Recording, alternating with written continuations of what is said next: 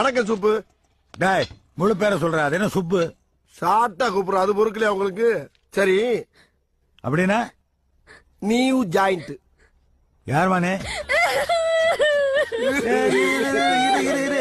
என்னடா யாருன்னு கேட்டா அழுகுது. அழுகாம என்னையா பண்ண? ஒரு மனுஷன் வாழ்க்கையில சோகம் இருக்கலாம், சோகமே வாழ்க்கையா இருந்தா அழுகாம என்னையா பண்ண முடியும்? டேய் விவரம் கேட்டா அதை சொல்லு, விளக்கண மாதிரி தத்துவம் பேசிட்டு இருக்காத. டேய் ஏன்டா அதட்டுற? அதட்டலங்க, துக்க தொண்டை அடிச்சு பஸ்ட் அவுட் ஆகி வெளியே வருது. வெளியில வந்துடுச்சுல்ல, விஷயத்தை சொல்லு. கேளுங்க, இந்த பிள்ளை குடும்பத்தோட ஒரு வேன்ல கோயிலுக்கு போய்க்கிட்டு இருக்கு. திடீர்னு இந்த வேன் ஆக்சிடென்ட் ஆகி இந்த பொண்ணோட குடும்பமே காலி ஆயிருச்சு. ஏதோ தெய்வாதீனமா இந்த பொண்ணு மட்டும் உயிர் பொழைச்சு ரோட்ல அனாதையா நின்னுக்கிறது. மனசு கேட்காம நேரம் இங்க கூட்டி வந்துட்டேன். எங்கம்மா நடந்தது? ரோட்ல தான். டேய் நான் இடத்த கேட்டேன். ஏன் ரோடு இடமா தெரியலையா? ஆக்சிடென்ட் எல்லாம் வீட்டுக்குள்ள நடக்கும். இவ்வளவு பெரிய ஆக்சிடென்ட் நடந்திருக்கு, ஆனா ஒரு பேப்பர்லயும் வரலையே. சரி, எந்த பேப்பர்லயும் போடாத விஷயம் உனக்கு எப்படி தெரிஞ்சது? அங்க நான் ஒண்ணுக்கு இருக்க போனேங்க.